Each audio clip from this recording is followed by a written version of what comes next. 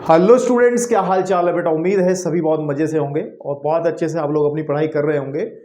आप सभी को पता है कक्षा 12 का ये 5वां चैप्टर और हम लोग पढ़ रहे हैं अवकलन, है ना। तो इसी क्रम में आज हम 5.6 जो प्रश्नावली है इस चैप्टर की उसका इंट्रोडक्शन करेंगे। और इंट्रोडक्शन इतना आसान है कि सिर्फ आप एक एग्जाम्पल समझ लें जो टॉपिक इसके अंदर डिस्कस होना है, एक क्वेश्चन करना समझ लें, बाकी आप एक्सरसाइज का भी लेक्चर देखने की जरूरत नहीं होगी। आप आराम से सारे क्वेश्चंस अपने आप से ही कर लेंगे। बहुत इजी है ये जो लिखा है, फलनों के प्राचालिक रूपों के अवकलन, ठीक है ना। मैं समझाऊंगा क्या है, कुछ ज्यादा बड़ी चीज नहीं है। एक बार आपको एक क्वेश्चन करा के दिखाऊंगा, ठीक है ना। उसके बाद आप लोग चाहे तो बंद करके चले जाना और खुद से सारे सवाल आप 5.6 के लगा सकते हो, कोई दिक्कत नहीं, बहुत इजी टॉपिक है। तो प्राचालिक रूप क्या है, अब तक हमने दो तरीके से फंक्शंस के अवकलन पढ़े हैं कि जैसे सबसे नंबर एक पे हमने पढ़ा था अगर y is equal to f x type का कुछ मिल जाए, जैसे y is equal to simple sine x मिल गया, या y इज इक्वल टू मान के चलो कि log x plus ten x, इस तरीके से कुछ मिल जाए, या y इज इक्वल टू आपको एक्स स्क्वायर प्लस के 2x प्लस 1 कुछ ऐसा मिल जाए। मतलब सीधी सी बात यह है, इन सब में y का मान दिख रहा है स्पष्ट रूप से x के पदों में, है ना। तो ये लगभग स्पष्ट फलन थे जो कि हमने 5.3 5.2 के अंदर हमने पढ़े हैं, ठीक है ना। अगर मैं किताब को थोड़ा सा लूँ साथ में, तो 5.2 में 5.3 में हम लोगों ने इसी तरीके के सवाल पढ़े हैं, ठीक है ना। 5.3 5.2 के अंदर और 5.4 भी, जहाँ तक कि वो भी ऐसे ही थे, ठीक है। और उसके बाद हमने एक कैटेगरी और पढ़ी थी कि अस्पष्ट फलन वाली, कौन सी, अस्पष्ट फलन वाली, इम्प्लिसिट फंक्शन वाली, ठीक है ना। अस्पष्ट फलन कौन से फलन होते थे, जिनमें f x y is equal to 0 कुछ इस तरीके का रूप होगा। अभी आपको समझ में नहीं आया होगा। देखो मैं इस टॉपिक को भी डिस्कस नहीं कर रहा, मैं सिर्फ जो पीछे देखा है उसको देख रहे हैं हम लोग एक बार। जैसे सपोज कर लो कि हमें दे दिया कि x square plus k 2xy plus y square is equal to 0। अब देखो ऊपर वाले फंक्शन के अंदर y का मान क्लियर से दिख रहा था कि y स्पष्ट दिख रहा था कि ये है, सीधा अवकलन करना था x के सापेक्ष। लेकिन इस तरीके का अगर सवाल आए आपके पास में, या फिर ऐसा आ जाए कि जैसे आपके पास में कि x plus k sine y plus cos x बराबर 0, या फिर y इज इक्वल टू ही आ जाए आपके पास में y is equal to k log x plus sine या फिर टेन वाई प्लस ई की पावर एक्स। मतलब क्लियर सी बात है, देखो y जो है फंस रहा है, जैसे y यहाँ फंसा है तो क्लियर नहीं है, इसको हम असपष्ट फलन कहते थे। इनका अवकलन करना भी हमने सीख लिया है, इनका भी अवकलन करना हमने सीख लिया है, इनका भी अवकलन करना हमने सीख लिया है। अब हमें थर्ड कैटेगरी पे जाना है। अगर फलन प्राचलिक रूपों में मतलब हो तो कैसे करेंगे। अंग्रेजी में इसको प्राचालिक को हम लोग कहते हैं पैरामीट्रिक फॉर्म, जो कि आपको बहुत ज्यादा सुनने को मिलेगी जब आप बड़ी क्लासेस के अंदर जाओगे। बड़ी तो ये भी है, लेकिन आगे पढ़ाई करोगे जब, मेरा कहने का मतलब। तो ऐसे फलनों के अवकलन हमें पढ़ने हैं। तो बहुत इजीली पहले आप समझ लो कि क्या है ये सब चक्कर, ये आपने पढ़ लिया है इस तरीके से, इतने फंक्शंस के अवकलन आपने। तो पहले आप इसके ये जो प्राचालिक फॉर्म है, ठीक है ना, प्राचालिक फॉर्म है, प्राचालिक जो रूप है, इसी को समझो पहले।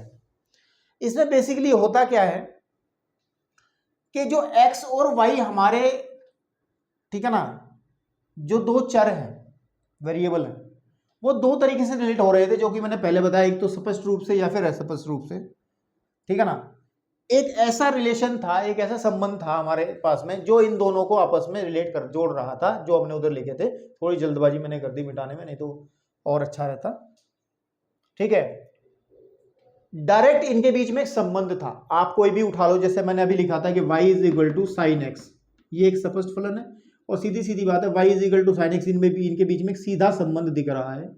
या फिर x square plus k 2xy plus के, है ना, xy plus k y square is equal to, suppose कर लो हमारे पास में e की पावर x, ये एक फलन है, ठीक है ना, जिसका अवकलन किया जा सकता है। इसके अंदर भी आपको x और y में सीधा सीधा संबंध दिख रहा है, कोई दिक्कत नहीं है।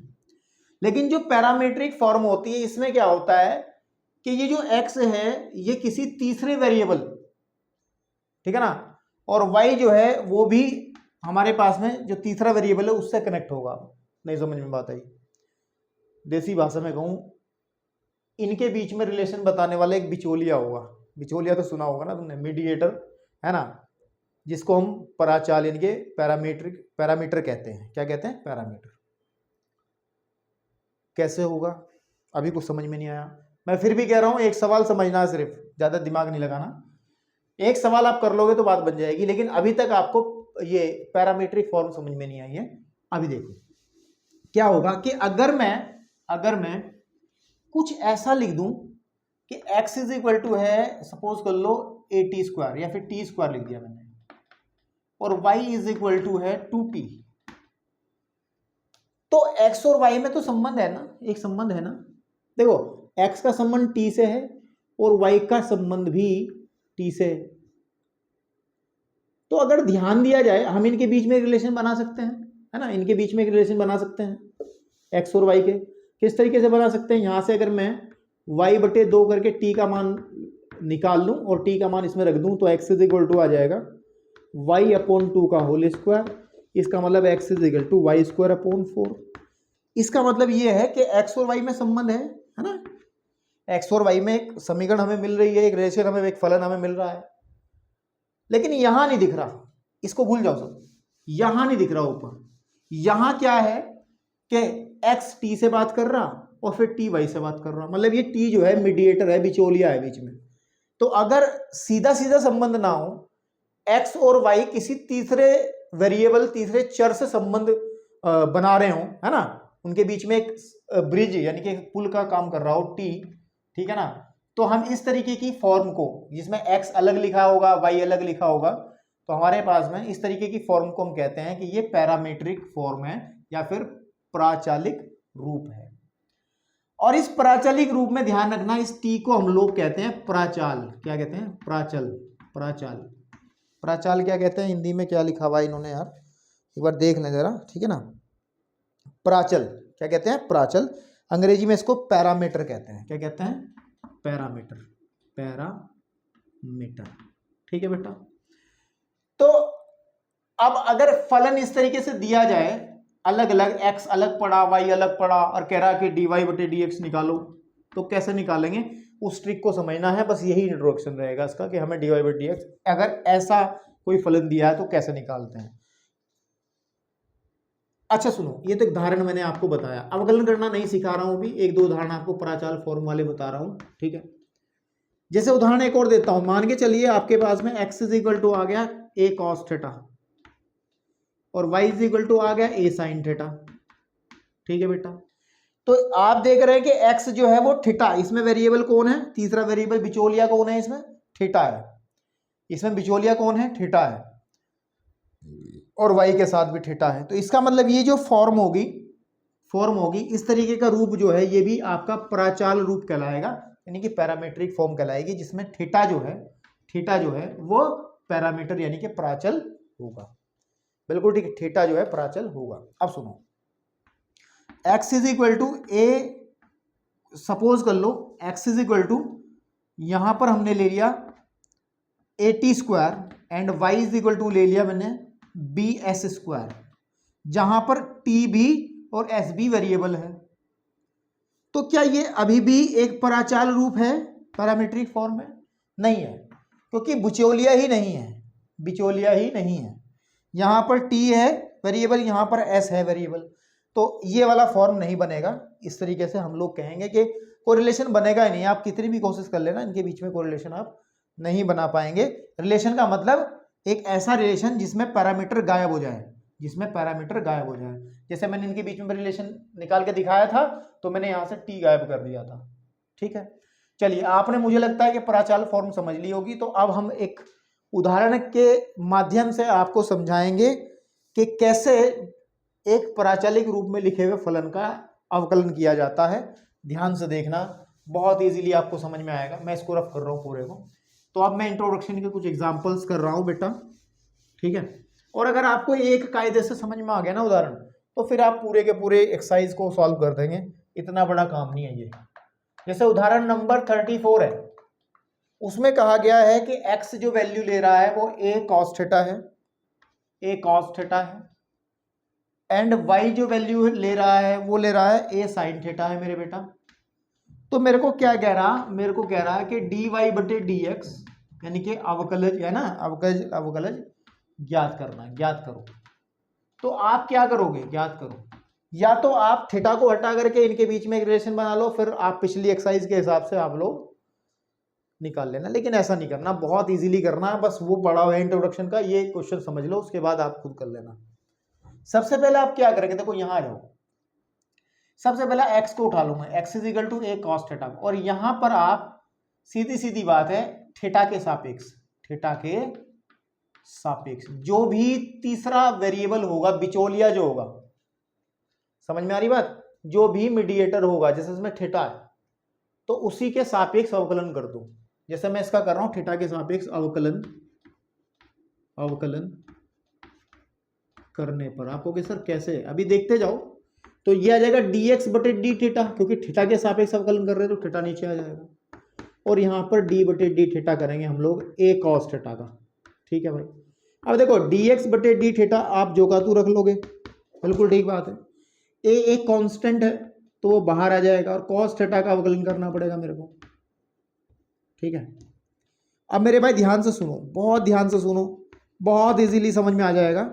cos थीटा आपने पढ़ा था फॉर्मूला, जब d बटे डी एक्स, यानी कि जब हम लोग cos x का अवकलन x के सापेक्ष करते हैं तो माइनस का sin x मिल जाता है। सारे फॉर्मूले आपके सामने होने चाहिए, याद होने चाहिए। तो सीधी सी बात है, जब थीटा है, थीटा के सापेक्ष कर रहे हैं तो माइनस का sin थीटा आपको मिलेगा। इट मीन्स dx बटे डी थीटा का जो मान है मेरे बेटा, वो माइनस का a sin थीटा आपको मिल जाएगा, और इसको इक्वेशन नंबर फर्स्ट कह देंगे। आधा काम निपट चुका है। अब भाई साहब चलेंगे इसके साथ, जो y is equal to A sine theta आपको दिया गया है, जो काम इसमें किया है as ditto same to same काम इसमें कर दो आप। यहां भी आप थीटा के सापेक्ष, यानी कि जो आपका बिचौलिया है उसके सापेक्ष क्या कर दो, सापेक्ष अवकलन कर दो, अवकलन, अवकलन करने पर। तो बेटा जब अवकलन करेंगे इसके सापेक्ष तो हमारे पास में आ जाएगा dy बटे डी थीटा, एंड d बटे डी थीटा करेंगे हम लोग a साइन थीटा का, एंड dy बटे डी थीटा बराबर a बाहर आ जाएगा, और डिफरेंशिएशन करेंगे बेटा हम लोग साइन थीटा का। तो ध्यान से देखना कि dy बटे डी थीटा जो निकल के आ जाएगा मेरे बेटे, वो आ जाएगा a साइन थीटा का होता है cos थीटा, ठीक है ना, साइन थीटा का होता है cos थीटा, और इस वाले y वाले पोर्शन को हम इक्वेशन नंबर सेकंड कह देंगे। अब क्या करना है कि समीकरण 2 को 1 से, 2 को, ठीक है, 2 को समीकरण 1 से भाग करना है, और देखो फिर क्या होता है, भाग करो करने पर। तो भाग करेंगे तो dy बटे डी थीटा बटे dx बटे डी थीटा। अब आप कुछ समझदार बच्चे समझ चुके होंगे मैं करना क्या चाह रहा हूं। तो a cos थीटा बटे माइनस का a sin theta, a sin theta.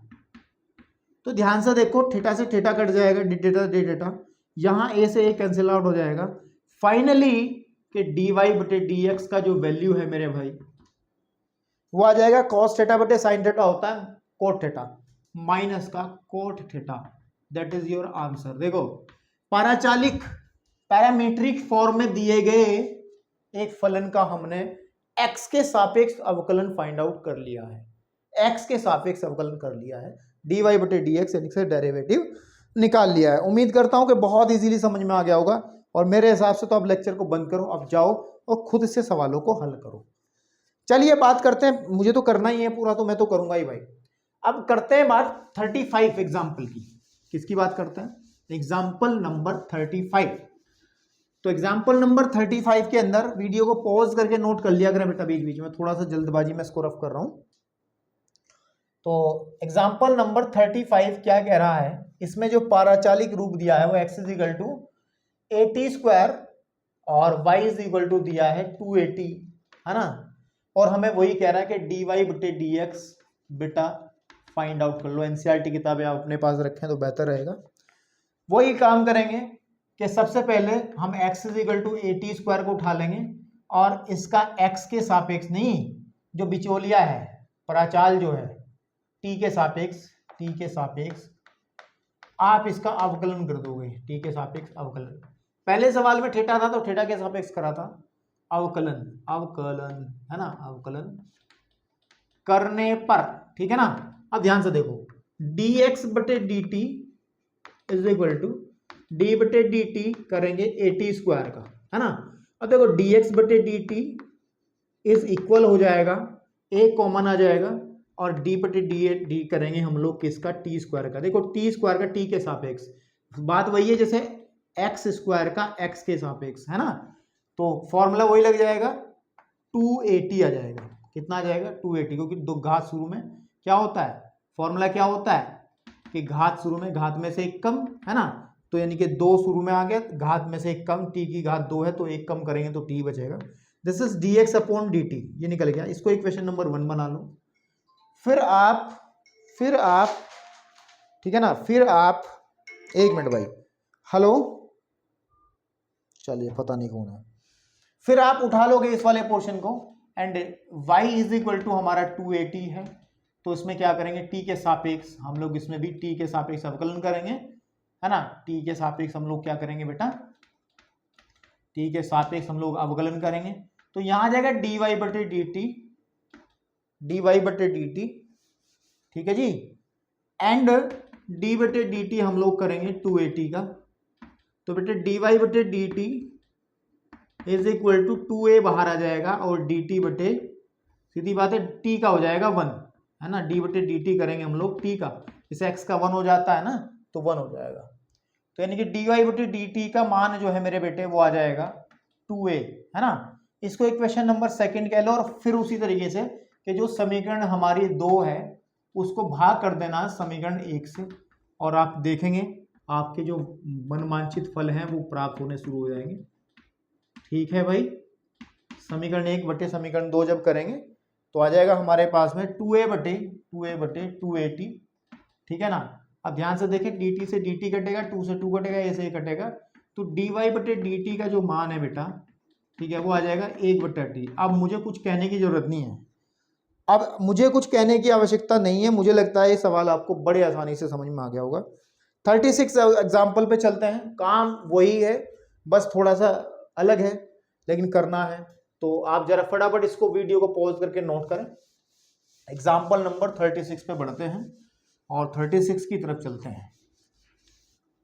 तो 36 में हम लोग देखेंगे, देखो इसमें भी एक फॉर्म दी है हमें, सीधी सी बात है, x is equal to a and theta plus k sine theta, ठीक है ना।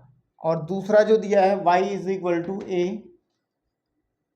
1 माइनस के cos थीटा, और इसके अंदर भी हमें dy बटे dx ही फाइंड आउट करना है। तो जो तरीका मैंने बताया था, मैं पहले भी कह चुका हूं, केवल एक एग्जांपल निकालना है, ठीक है ना, एक क्वेश्चन करना, सारे ऐसे ही हो जाएंगे। तो पहले हम लोग क्या करेंगे, x is equal to a and theta plus k sine theta को लिख लेंगे, और इसका बिचौलिया कौन है, थीटा है ना, ठीक है ना। a हमेशा कांस्टेंट है, ध्यान रखना, a हमेशा एक अचर राशि है, कभी a के सापेक्ष अवकलन करो, नहीं नहीं नहीं नहीं नहीं नहीं नहीं, प्राचाल आपको ढूंढना है, वो थीटा है, ठीक है, पैरामीटर आपको ढूंढना है। तो यहां पर जब हम थीटा के सापेक्ष करेंगे, थीटा के सापेक्ष जब हम लोग अवकलन करेंगे, ठीक है ना, अवकलन करेंगे, ठीक है ना, differentiate with respect to theta, तो dx बटे D theta is equal to D बटे D theta of a into theta plus sine theta. ध्यान से देखो, a कांस्टेंट है तो बाहर आ जाएगा, और हम लोग देखेंगे डी बटे, देखो डी बटे डी थीटा करेंगे हम लोग थीटा का, प्लस डी बटे डी थीटा हम लोग करेंगे। चूंकि हमने एक्सरसाइज बहुत सारी कर ली है अवकलन पर, तो इसलिए थोड़ा सा हम स्पीड से काम करना सीखना पड़ेगा हमें। अगर हम लोग अभी भी बहुत फॉर्मूले पे अटके रहे, बहुत बेसिक फॉर्मेलिटीज इसमें करते रहे, तो सवालों को करने में बहुत समय लगेगा। उम्मीद करता हूं कि आपने जितनी प्रश्नावलियां पीछे करी हों उनके सारे सवाल आपने बहुत अच्छे समझे होंगे, ताकि और फॉर्मूले सामने रखे होंगे, तो आपको ज्यादा दिक्कत नहीं होगी। तो dx बटे D theta is equal to a, इसका हो जाएगा 1 प्लस, इसका हो जाएगा साइन थीटा कितना होता है, cos थीटा। तो बेटा ये हो गया हमारे पास में dx बटे D theta, this is equation number 1। And अगर बात करें y is equal to a और 1 माइनस के cos थीटा, तो हम लोग यहाँ पर x के सापेक्ष, अरे नहीं यार, थीटा के सापेक्ष अवकलन करें तो थोड़ा सा डायरेक्ट किया जा सकता है कि dy बटे D theta is equal to, हम लोग जब इसका अवकलन करेंगे a तो कांस्टेंट बाहर आ जाएगा, और ध्यान रहे 1 का 0 हो जाएगा, माइनस कॉस थीटा का हो जाएगा साइन थीटा, वो भी माइनस वाला। थोड़ा सा तेज हमने हाथ चलाया इस बार। तो डी वाई बटे डी थीटा की जो वैल्यू है it will come A sine theta, because minus minus हो जाएगा प्लस। और ये हो गई इक्वेशन नंबर सेकंड। और फिर वही कि सेकंड को फर्स्ट से भाग करना है, यानी कि डी वाई बटे डी थीटा बटे डी एक्स बटे डी थीटा बराबर हो जाएगा ए साइन थीटा बटे ए 1 प्लस कॉस थीटा।